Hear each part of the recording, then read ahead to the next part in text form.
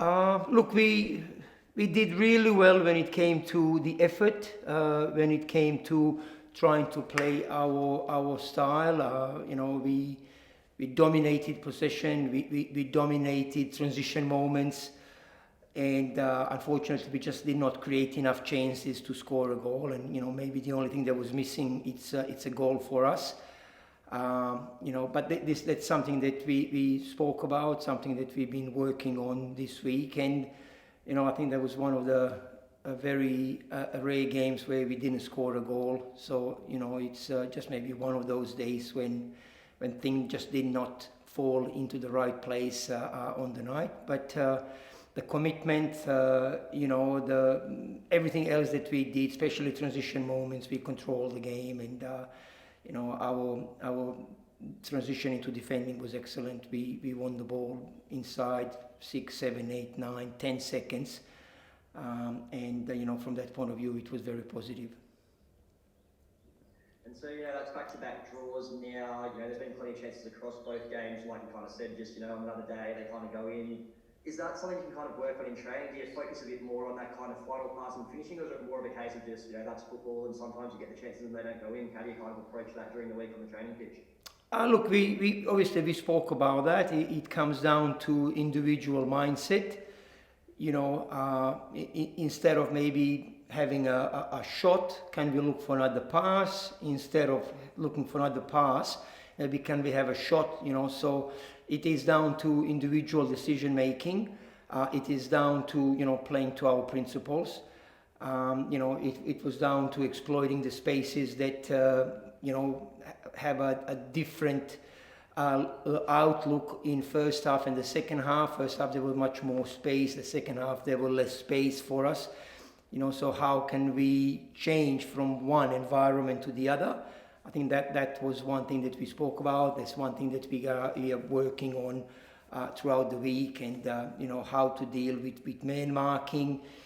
We worked on that a couple of days ago, and today we're going to have a tactical, and we're going to work on how to bring some other people into the game. Yeah. And last match obviously changed both fullbacks. Fossey was out injured, also changed Galloway and Talbot. What did you kind of make of the performances of Jamo and Galloway? Do you expect them to kind of start again, or will there be maybe some more changes this week? I won't tell you that.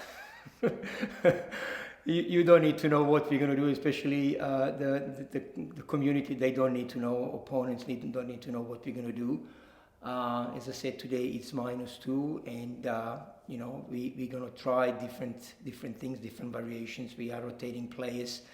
When we do tactical, so whoever puts the hand up, will get a go on Sunday. And just on Jordan Boss specifically, obviously he missed the last game through concussion. How's he kind of recovered from that, and you expect him to be part of the squad on Sunday? He has recovered really well. He even trained last week. Obviously, once he was cleared to start training with the team, he's done that. And he did really well. He did some extra work on first day of back, and I think he did some extra work last day, 2 days ago. So today, we do our tactical, and then tomorrow is -1, and after tomorrow we will make our mind who's going to start, and will we make any changes or not. And just last one from me before I quickly pass over to Stephen. Obviously, first meeting against Adelaide of the season this weekend. What have you kind of made of them so far, and what are you expecting to see from them on Sunday? Look, Adelaide is always playing good game against City, and we are not expecting anything less on Sunday. They've got their strengths, they've got their weaknesses, and obviously if they can exploit their strengths, then it's going to be a tougher night for us. But if we can stop their strengths and expose their weaknesses, then maybe we can dominate the game, like similar what we did in the last 2 games with possession, and hopefully we can create more chances and score more goals. Yeah, great. I'll pass over to Steve quickly for a few, and then we'll wrap it up. Hey Rado, so obviously coming off the back of 2 draws here, one of them a hot Sydney afternoon, one of them, a humid Brisbane night. you had the loss coming off the World Cup break, but since then you looked really, really good. Do you think that the heat might have played a factor into why it was only drawn instead of win? Because you had opportunities to win both those games. Look, I don't want to talk about any excuses, heat or days off or whatever, whatever reason it is. The heat is for the same for both teams. For all the players are playing in the same conditions. Western Sydney decided to defend deep, gave us the ball. Brisbane tried to play more adventurous pressing game first half, and then eventually we forced them to defend deep. One team played with back five, one team played with back four.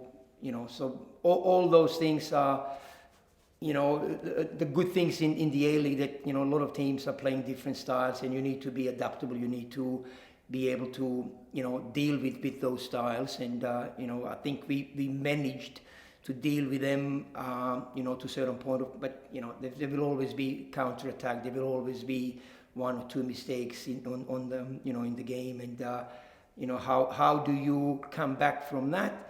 And how do you overcome that? And I think against Western Sydney we overcame that really well. We scored a goal. We could have scored many more. Against Brisbane, as I said, I don't think that we created enough chances, although we had some good chances that we could have scored from. And basically it all comes down to players' choices, players' decision making, and I give them freedom to express themselves. I give them freedom to make those choices. We are working very, very hard on synchronizing, your decision making, my decision making, the third player decision making. So if we can synchronize that a little bit better, then the outcome is going to be much better.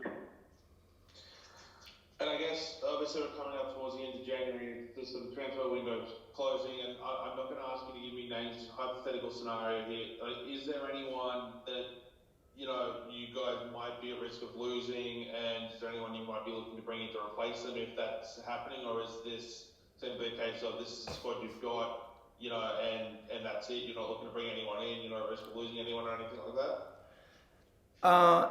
It comes down to this is the squad that we've got, and we are not planning to lose anyone. Unless, as I said, some big offer comes for someone, and then club needs to look at that. But at the moment, I have not been invited for that conversation, so I can't tell you anything more. Fair enough. Obviously, game against Adelaide, you're going to be back at home. Which I think it's only happened once so far in 2023. What's it going to be like getting to play back again in front of all your home fans? Look, we are really looking forward to that. We had 2 trips away. Now we've got actually quite a few games back in Melbourne. Trip to Wellington was difficult. Trip to Brisbane is difficult because, the time zones and all that stuff, and the heat and different conditions. But we got past that. Now we got to look forward more games here in Victoria in front of our supporters. And we are really looking forward to that. And just on that, you've got MacArthur coming up next week. Obviously, they've made a coaching change. Not asking you to look past Adelaide here, but do you think that's going to change the way you prepare next week, or is it going to be very much an internal approach to the way you guys look at it, and whatever's happening with the opposition is whatever's happening with the opposition? Yeah, look, we are not concentrating on MacArthur at the moment. All our focus is on Adelaide. All the coaching changes, new players coming in, players leaving. It's obviously out of our control, and we just need to deal with this, on the day. And it's probably 10 days away. So we are not thinking about that at the moment.